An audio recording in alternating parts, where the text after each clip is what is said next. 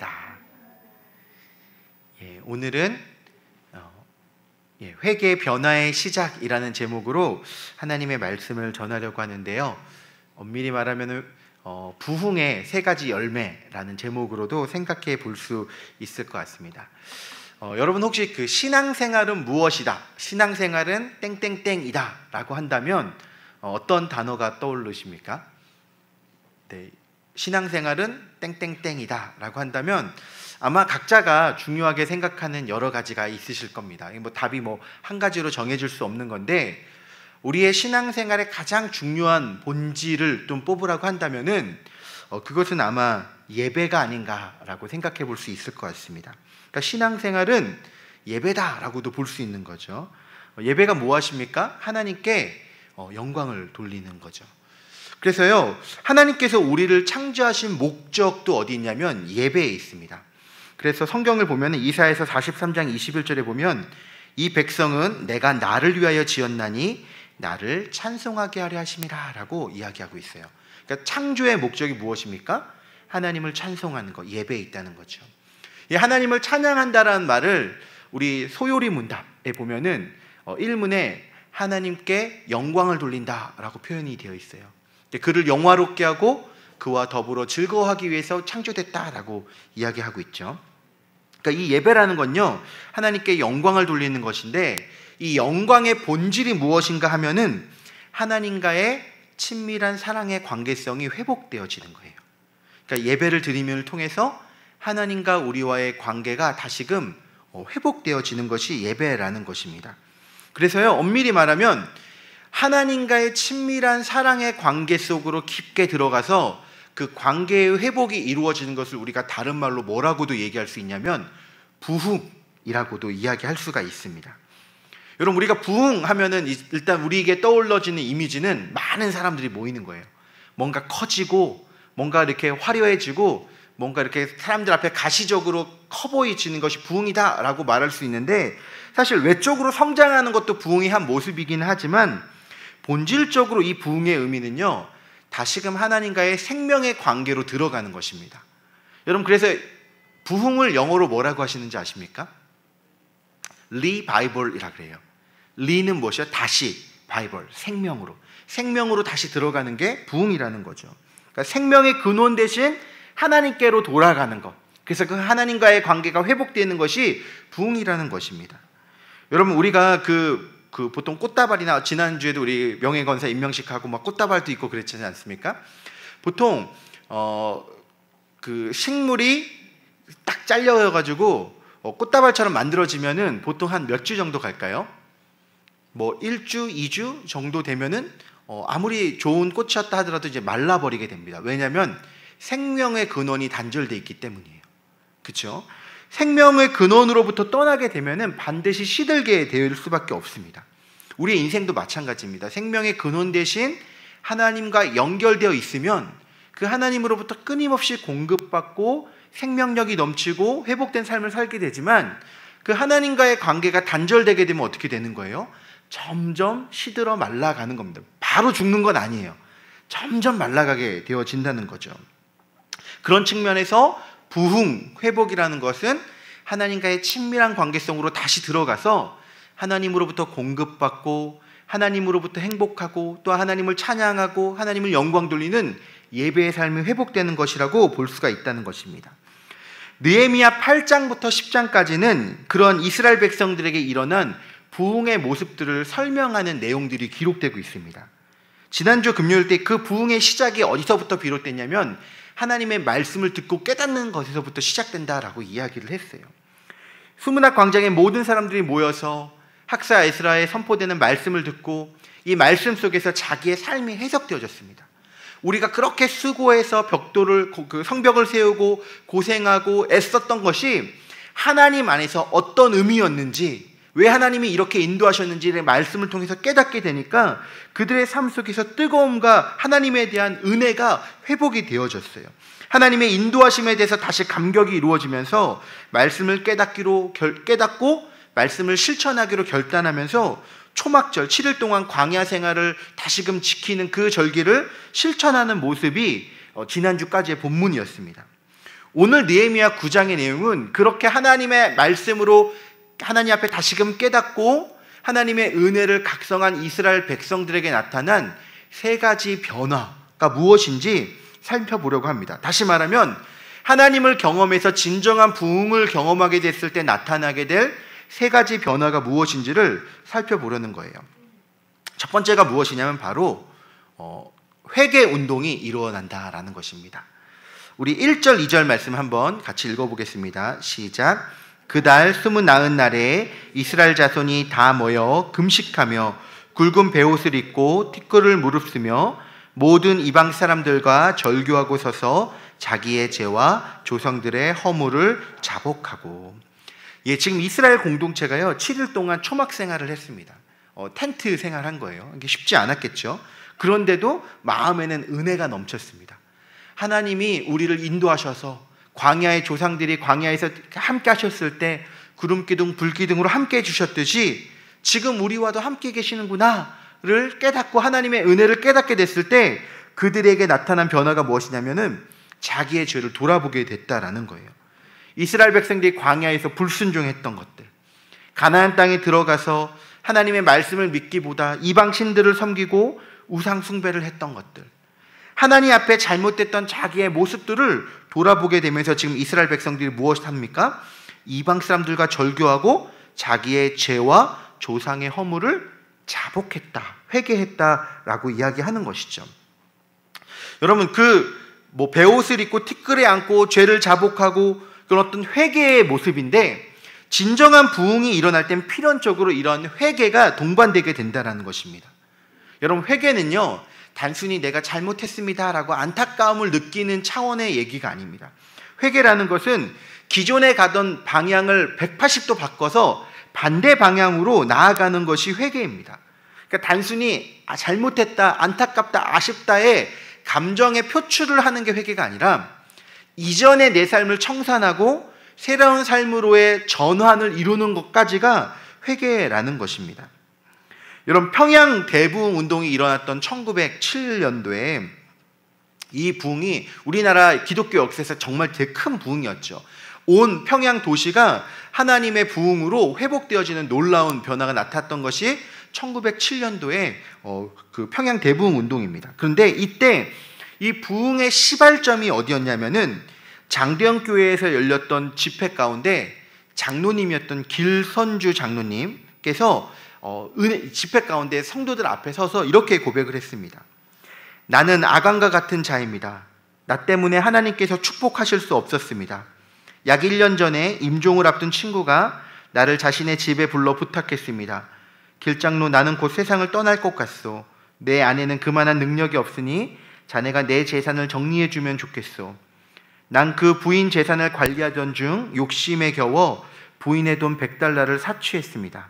나는 하나님의 일을 방해했습니다. 내일 아침에는 그 돈을 미망인에게 돌려드리겠습니다. 여러분, 은혜 가운데 이 길선주 장로님이 성도들 앞에 나가서 자기의 죄에 대해서 자복한 거예요. 사실 쉽지 않은 일이거든요. 자기의 죄를 정말로 그 당사자한테 가서 그냥 조용히 아뢰는 그것도 귀하죠. 근데 온 성도 앞에 가서 하나님이 이 땅에 부흥을 하지 못하게 하는 그 근본적인 이유가 나 때문입니다.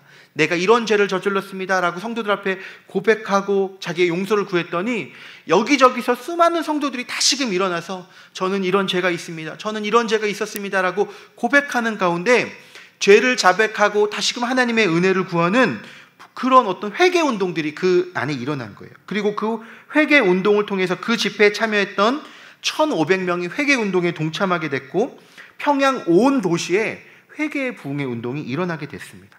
여러분, 한 사람의 진정한 회개에서부터 온 도시가 다시금 하나님 앞에 서게 되는 부흥의 역사가 시작됐다라는 것이죠. 여러분, 우리도 마찬가지입니다. 우리 안에 사실 감춰뒀던 수많은 죄와 허물들이 많지 않습니까? 하나님의 깊은 은혜를 깨닫게 되면은 그 죄에 대한 안타까운 마음, 그 죄에 대한 찔림의 마음을 하나님이 주시는 거예요. 그래서 그 죄를 하나님 앞에서 해결하고 하나님의 은혜를 구하는, 다시금 회복하는 우리의 마음의 회개 운동이 이루어지게 된다라는 것입니다. 여러분, 우리 공동체가 하나님 앞에 다시금 나아서기 위해서 하나님께서 은혜를 부어주실 때 아마 각 사람의 마음속에 주시는 여러 도전들이 있을 거예요. 근데 그때 우리의 죄와 허물들을 하나님 앞에서 아뢰고 회복하며 회개하며 나아갈 때 그 회개를 통해서 새로운 부흥과 회복의 역사가 시작됐다라는 것입니다. 모든 부흥의 시작에는 자기의 죄를 돌아보고 하나님 앞에서 은혜를 구하는 회개 운동이 함께 있었다라는 거죠. 이 부흥의 첫 시작은 회개로부터 시작되어지는 것입니다. 두 번째로 진정한 부흥을 경험하게 될 때 나타나는 두 번째 특징은 무엇이냐면 예배의 기쁨이 회복되어진다라는 거예요. 여러분 우리 3절 말씀 한번 같이 읽어보겠습니다. 시작. 이날에 낮 4분의 1은 그 제자리에 서서 그들의 하나님 여호와의 율법책을 낭독하고 낮 4분의 1은 죄를 자복하며 그들의 하나님 여호와께 경배하는데, 모인 사람들이 낮 4분의 1이죠. 그러니까 3시간 동안 하나님의 말씀을 듣습니다. 그리고 말씀을 듣고 3시간 동안 또 회개합니다. 그리고 하나님께 기도하고 예배하는 거죠. 그렇게 예배를 드리고 또 어떤 일을 했냐면요, 5절 말씀 한번 읽어보겠습니다. 시작. 또 레위 사람 예수아와 감미엘과 바니와 하삼니아와 세레바와 호디야와 스바냐와 부다히야는 이르기를 너희 무리는 마땅히 일어나 영원부터 영원까지 계신 너희 하나님 여호와를 송축할지어다. 주여 주의 영화로운 이름을 송축하올 것은 주의 이름이 존귀하여 모든 송축이냐 찬양에서 뛰어남이니이다. 아멘. 여러분 사람들이요 은혜를 받고 자기의 죄를 자복하고 하는 가운데 어떤 마음이 들었냐면 하나님께서 그 나를 용납해 주시고 나를 용서해 주시고 그럼에도 불구하고 나를 사랑해 주시는 것에 대한 은혜와 감격이 그 마음속에 채워지게 되는 거예요. 나를 용납해 주시고 나를 사랑해 주신 그 하나님을 생각할 때 어떻게 됩니까? 하나님께 찬양하고 예배하고 하나님 앞에 기쁨으로 나아가게 되는 거죠. 하나님 앞에 나아가는 것이 의무와 형식적인 어떤 무언가가 아니라 정말로 기쁨과 즐거움이 되어진다라는 거예요. 그래서 하나님을 찬양하고 예배 드릴 때 그 감격이 있고 더 나가서 하나님 앞에 서고 싶고 더 하나님의 말씀을 사모하게 되고 그런 어떤 변화들이 일어나게 된다는 것입니다. 그러니까 예배가 지치고 피곤하고 의무고 억지 같은 그런 느낌이 아니라 기쁘고 즐겁고 행복한 변화들이 일어나게 된다라는 거예요. 여러분 그런 측면에서 우리가 질문해 봐야 될 것은 무엇이냐면은 진짜 내 안에 예배의 기쁨과 감격이 살아있는가? 이 질문을 해야 된다는 것입니다. 여러분 오늘날 예배를 드린다라는 것을 마치 설교를 듣는 게 예배를 듣는 걸로 오해하시는 분이 있어요. 여러분 예배는 듣는 게 아니라 드리는 거죠. 그렇죠? 드리는 것은 무엇입니까? 나의 것을 드리는 거예요. 그러니까 그날 설교가 좋고 나쁘고로 예배가 좋다 나쁘다가 아니에요. 예배는 본질적으로 내 삶을 하나님께 드리며 하나님께서 베풀어 주신 은혜 가운데 나를 헌신하고 하나님 앞에 나를 고백하는 것이 예배의 핵심이라는 것입니다. 우리의 삶을 열매로 드리는 게 예배라는 거죠. 그런데 그 열매는 어디서부터 오는 것입니까? 하나님께서 내게 깨닫게 해주셨던 그 은혜를 깨닫는 데서부터, 은혜의 회복에서부터 하나님 앞에 예배의 기쁨이 회복되어지는 것입니다. 그런 측면에서 우리는 두 가지 측면의 예배의 회복이 있어야 됩니다. 첫 번째는 무엇이냐면은 공동체적인 예배의 회복이 있어져요. 우리가 이 자리에 지금 공예배로 모여 있죠. 금요 기도회 예배로 모여 있습니다. 이걸 대그룹 예배라고 합니다. 함께 모여서 함께 찬양하고 하나님께 말씀을 듣고 기도하고 하나님께 예배로 나아가는 가정 속에서 주어지는 그 은혜들이 회복되어져야 되는 거예요. 매 주일 말씀 속에서 그 말씀 앞에 함께 반응하고 모이기에 힘쓰고 함께 말씀을 사모하고 뜨겁게 기도하는 그런 공동체의 예배의 회복이 이루어져야 됩니다. 그럴 때 그 안에 부흥이 일어나고 회복이 일어나고 치유가 일어나는 거예요.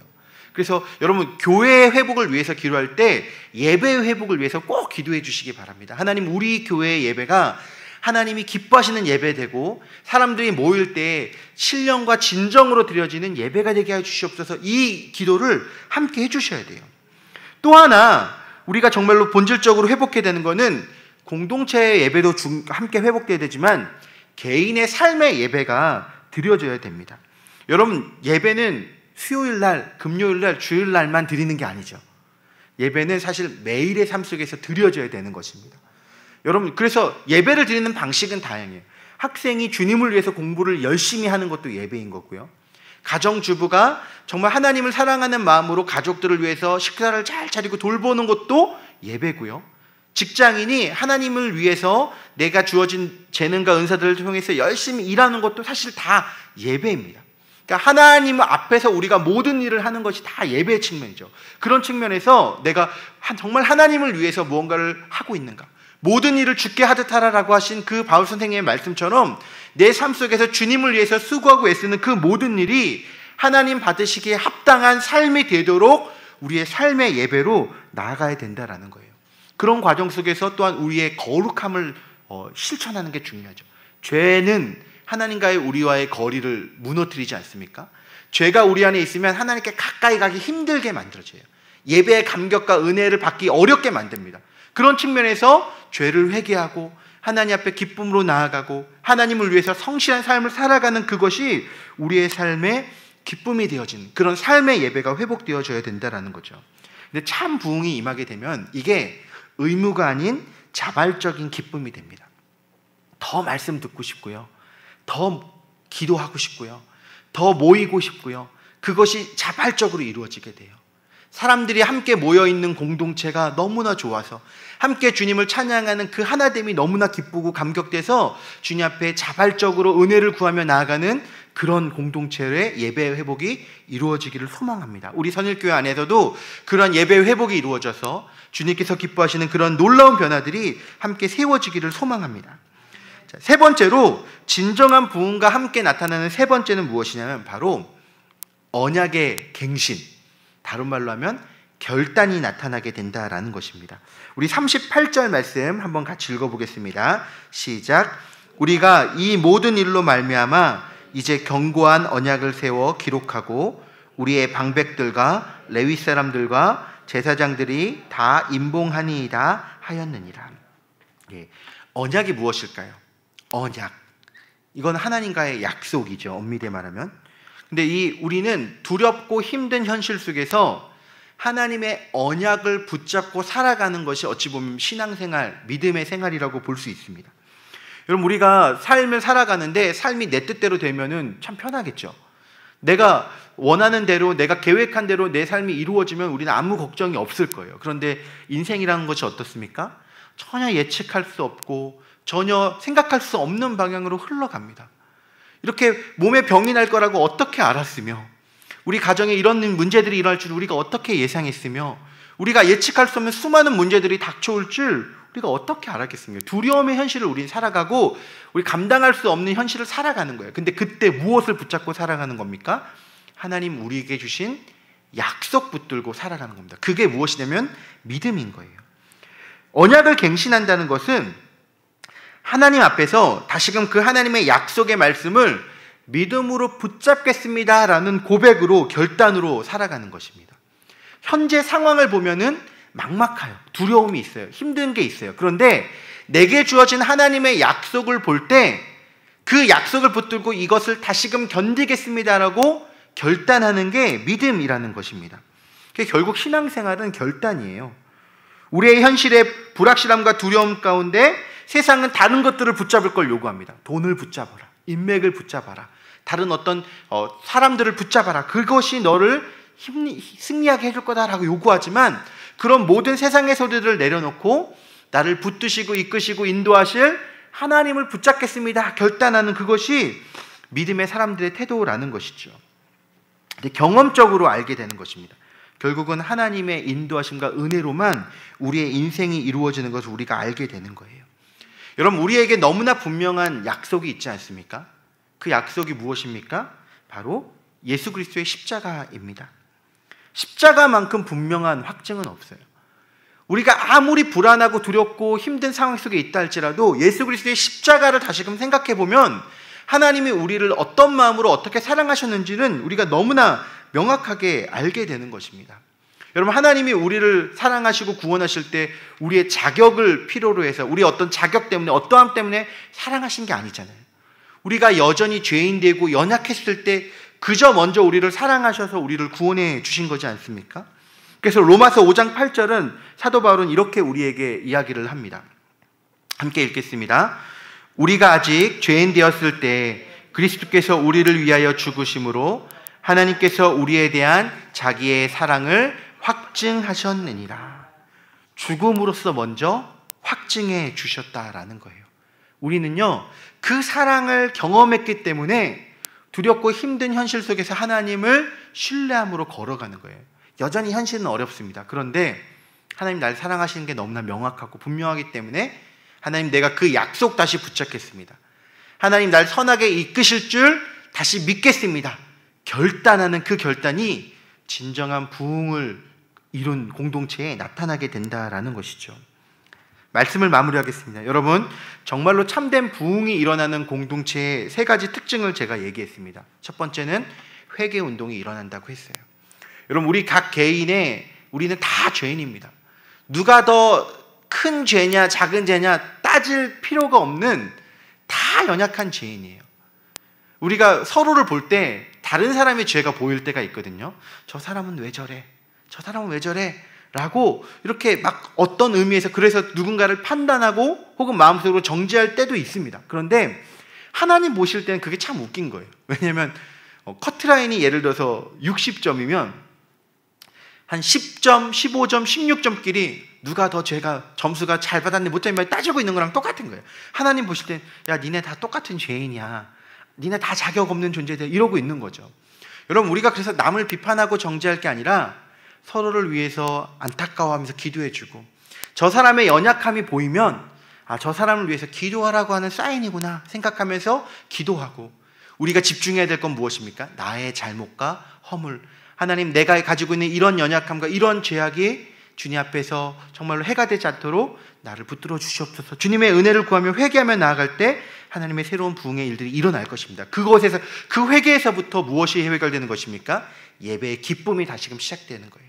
하나님이 나를 사랑하시고 그런 나의 죄와 허물을 용서해 주시고 사랑해 주시고 그럼에도 나를 붙들어 주셨던 그 하나님의 은혜가 기억되어질 때 하나님과의 만남의 시간이 행복하게 되고, 하나님께 기도하는 시간이 기쁨이 되고, 하나님을 만나서 그 안에서 생명을 얻는 것이 우리에게 정말로 기쁨이 되고 주님을 바라보게 되는 거예요. 여러분, 그렇기 때문에 우리는 무엇하며 나갈 수 있는 것입니까? 주님을 신뢰하고 믿음으로 결단하며 나아가는 거죠. 하나님께서 나를 사랑하시고 함께해 주시면 알기 때문에 현실의 두려움과 어려움 속에서도 하나님, 내가 주님을 신뢰하며 나아가겠습니다. 지금까지 내 삶을 인도해 주셨듯이 앞으로의 삶도 선하게 이끄실 줄 믿습니다. 이 고백으로 나아가는 결단이 이루어지는 것이죠. 여러분, 우리 안에 이러한 동일한 회복과 은혜가 일어나기를 소망합니다. 사실 이 부분에 있어서 교역자의 책임이 사실 매우 큽니다. 더 적극적으로 섬기고 붙들고 하나님 앞에서 함께 몸부림치도록 권면했었어야 되는데 사실 그러지 못했었죠. 우리가 제 자신을 놓고 볼 때도 그런 연약함들이 계속 드러나요. 하나님 앞에서 더 사모하고 더 예배의 사모함으로 더 열심히 기도하고 그런 모습으로 그런 분위기가 함께 되도록 애써야 되는데 사실 그러지 못했던, 그리고 내 안에 말할 수 없지만 수많은 음란하고 연약한 죄악들이 너무나 많은 것들을 보게 됩니다. 그래서 이 시간 함께 도전하는 것은 우리가 함께 몸부림치자, 이 고백을 함께 했으면 좋겠어요. 서로가 다 연약하고 부족하지만 이 시간 우리가 함께 몸부림치며 함께 주님 앞에 나아가기로 결단하고, 이 자리에 모인 분들이 지금 한 20명 되시잖아요. 저희 교회에 한 80명, 70명 정도 예배드리고 있으니까 한 25% 되거든요. 사실 25%가 하나님 앞에 결단하고 기도하면요, 그 공동체의 전체적인 분위기가 금방 바뀔 수밖에 없어요. 우리에서부터, 나로부터 함께 기도하고 몸부림치고 힘쓰면서 우리 교회 안에 진정한 부흥과 회복이 함께 임할 수 있도록 우리가 함께 애썼으면 좋겠습니다. 공동체를 바라보며 판단하고 정죄하는 것이 아니라 그를 위해서 더욱 기도해주고, 교육자를 위해서 더욱 기도해주고, 서로가 서로를 위해 기도하며 함께 격려하며 나아갈 때 하나님께서 우리 선일교회를 통해서 또한 새로운 비전과 새로운 회복과 새로운 도약의 일들을 이루실 줄 믿습니다. 물에 물 탄 듯 술에 술 탄 듯 세상과 아무런 구별 없이 살아가고 있는 우리의 모습을 회개하며 다시금 하나님의 은혜를 구하며 참된 예배의 회복과 말씀에 대한 결단으로 다시금 나아가는 저와 여러분들이 되시기를 주님의 이름으로 축원합니다.